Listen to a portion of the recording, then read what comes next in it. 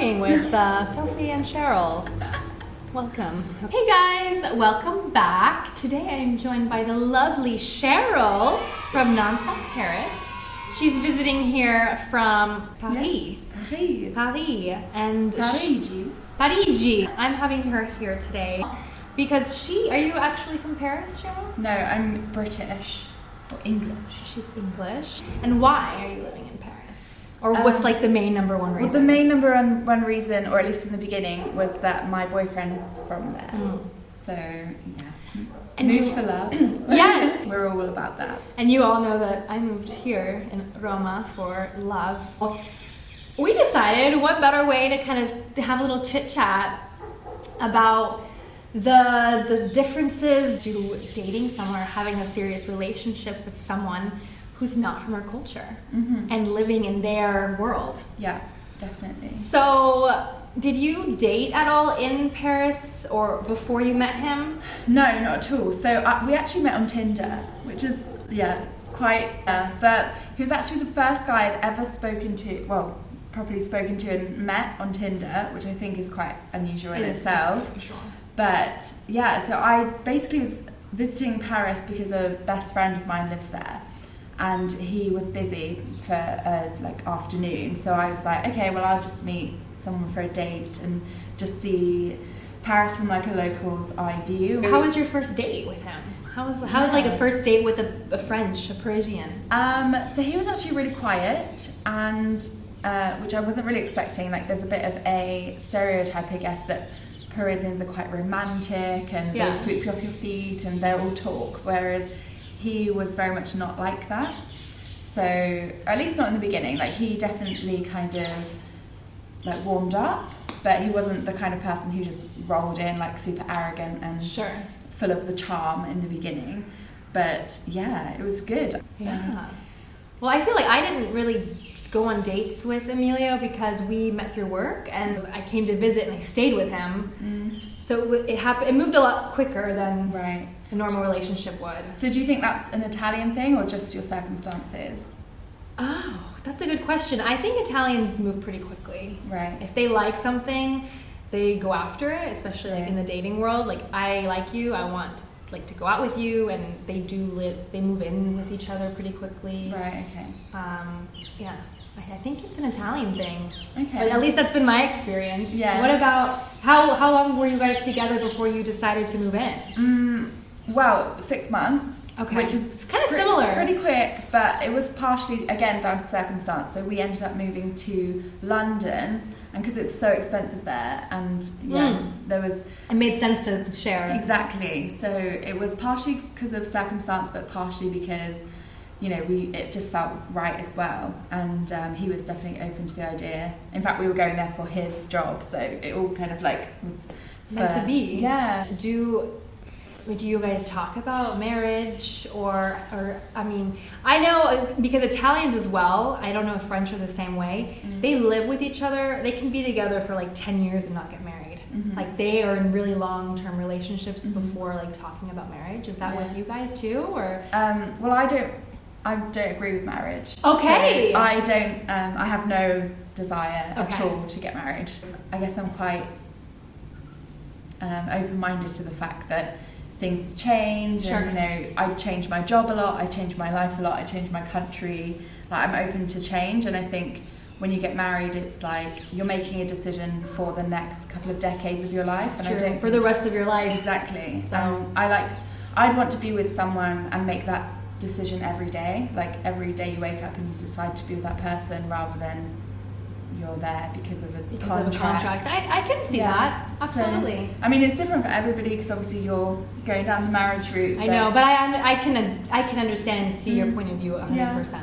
Yeah, and I mean, I come from a divorced family. I come from I don't know anyone who's had a successful marriage, so I don't really have an example to follow or a reason to believe that that's something that's a good idea. I respect that. Which makes your question super easy to answer, because obviously even if there are cultural pressures from France to get married, then they don't really apply to me. But that all said, I don't think that, I don't have the impression that that's something that he wants particularly on, especially in Paris. Like obviously it's a big city, people are if they do get married, it's a lot later in life. Sure.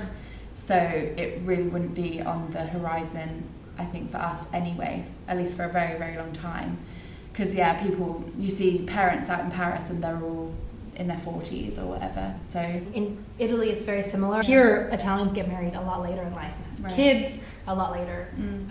And in the States we're used to, I don't know if it's in the UK, but in the States we're used to a lot. I mean, you meet you're the one in college, in university, and then you get married and have kids before you're 30. Right. There's like this timeline in the States, but I think it's getting a little pushed back, which I like. Yeah. Live your life before you have to like settle down. Yeah, because like people live longer now as well. So if you get married before you're 30, you're going to be with someone for like 50 years. I know. It's like a commitment.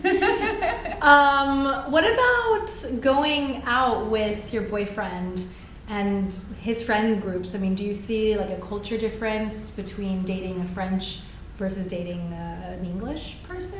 When we were first together, he would actually the first day that we were together, like our first date, we did the pool tournament, and then we ended up going to a bar with his friends. So you met his friends the first? Yeah, so they all speak like pretty good English.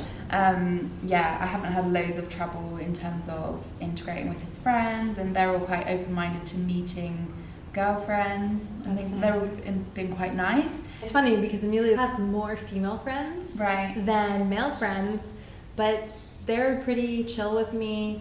But you've been invited into the clique. I think I have. I've been approved. But I think it's a little difficult. A lot of his friends, they studied English, in high school, but they can't carry a conversation. So they resort to Italian when we all are in groups and we go out for dinner. Following that conversation, I can understand, but maybe I can't jump in when I want to. Maybe the vocabulary for me is a little more advanced and I'd like it to be. So I find a little, like my voice is like kind of can get lost a little bit, or my jokes don't really come across as the same as they would if I was dating a native English speaker. Yeah, and I mean, I guess that same kind of thing applies to me, because even though they are speaking my native language, they're not speaking their native language. Right. So they're not having the kind of conversations that they'd be having if they were speaking in French. Exactly. So it's more like elementary, basic. So it's like small talk, and you don't necessarily connect or know them that well. That's definitely an incentive for me to improve my French, and I want to get to the stage where I can even be where you are and follow. To be able to follow would be great. I'm at home. What do you speak with him? Franglish. I'm fluent in Franglish. Yes. Italian-English too. Yeah. When I meet his family and people like that. Have you met them yet? Yeah, so I met his family super quickly, like a couple of months in. I'm actually really lucky because his stepdad is fluent in English, like 100% that is so fluent. Like nice. he lived that helps. Yeah, I can have a conversation with him, even including like slang and nuances, and he'll completely understand me. But his mum doesn't really speak English at all. Like she'll know, like food, eat, hello, rain, everything. That's actually a lot more than Amelia's family. So yeah, but you can't really have conversations. You can't really like ask, "How's your day?" or anything in English, because they just wouldn't be able to respond at all. So that's really good practice for me, because I think what you'll find, especially if you're a weak intermediate like me, if you go around speaking French to people, then they'll often switch to English because they either want to practice with you or they can see that you're struggling and they want to help you out. Right. But with her, I don't have the option of that. You have to speak French. Mime to learn words. Yeah. But do you find it sometimes frustrating? I find it super frustrating if I'm trying to be witty and his family may not understand me. Yeah, I mean, I guess we haven't got to the stage where I'm expecting to have those kind of conversations yet. Like, I'm just happy if I'm able to communicate that I want like a glass of water. Yeah, that's true. These kind of things. So. But with my boyfriend, yes, sometimes it can be like I'll say offhanded comments or like little things, and if he doesn't pick it up, then you know, when you have to explain a joke or something sassy, then it's just not funny anymore. Exactly. We have that kind of thing all the time. And as long as you can live your day-to-day life and understand each other more or less, yeah, the small things come. And I'm sure he's learned a lot of your wit, and you've learned some French jokes or French 100%. Slang through him. Yeah. Sometimes when I am with Emilio in a big group of people or his family, I can get lazy and be like, instead of trying to figure out how to say that in Italian, I'll just say, how do you say this? And he'll tell me. Right. Do you find that sometimes? Like, do you find that maybe you haven't learned French as much as you'd like because you have him there? Well, I certainly haven't had to learn French in the same way as if I was in Paris and single, because I speak French like very minimally. So we speak English at home for the most part. I work in English, you know, so almost all the time I'm speaking English, or at least like a Franglish, kind of half English. So I haven't had the pressure from a lot of different angles to learn French.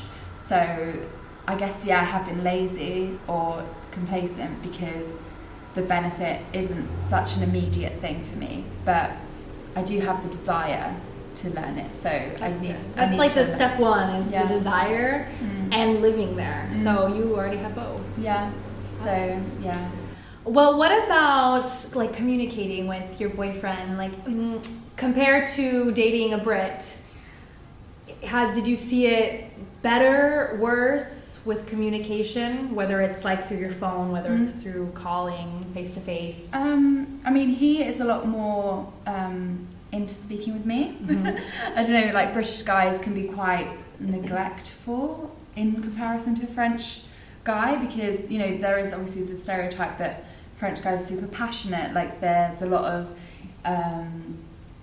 like they want to know what you're doing all the time, and not in a bad way. It's more of like, how's your day? Like, what's going on? Like, I'll almost always look at my phone and I've got a text from my boyfriend, but not in an annoying way. No, like it's not too much.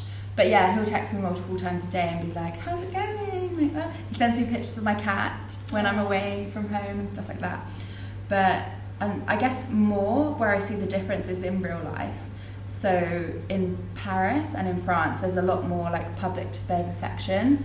So, you know, in the UK, you'd be lucky for a guy who hold your hand or like want to, you know, touch in like this or whatever in the street. Whereas in Paris, it's completely normal just to like be on French kiss. Yeah, there's a lot of like what I would consider quite extreme PDA, like snogging and, you know. What is snogging, Cheryl? Snogging is French kissing. Okay. In British English. I know. But that book, French Thong something. Yeah, it was definitely super unfamiliar for me at first. But it kind of makes you realise that it's, or should be, pretty normal, because, you know, it's all part of being in a relationship with somebody, right? You love somebody, like you can express it. I mean, I can see it being a difference. Yeah. Like I really think that a lot of women in the UK would prefer it if that was part of the norms. But, I mean, because I think French men are like similar to Italian men. Like they want people, like they want the world to know that you're theirs, and so I kind of like that. They're not afraid to express it, like their feelings for you physically. Exactly, physically, and like you said, like I like the communication. American guys like to play games, and you didn't text me, I'm not going to text you for hours. Yeah. Here it's like. I mean, I've never been the kind of person to go along with game playing, but it's definitely something that I haven't experienced. Like I've only dated one French guy, but it's not something that's been a part of my experience with dating a French guy. So I think the UK guys are more similar to probably what you've experienced in the US. Probably. So, well, needless to say, I'm very satisfied and happy with my Italiano. Yeah. There can definitely be some like culture barriers, but at the end of the day, the pros always outweigh the cons. Things. Yeah. Well, thank you, Cheryl. Thank you so much for being here on my channel. Thank you for having me. It's been fun. Well, don't forget to check out Cheryl's channel. I'll link everything down below, NonStopParis, and don't forget to subscribe for more videos. Give this video a thumbs up if you liked it. And can't wait to see you guys next time. Ciao!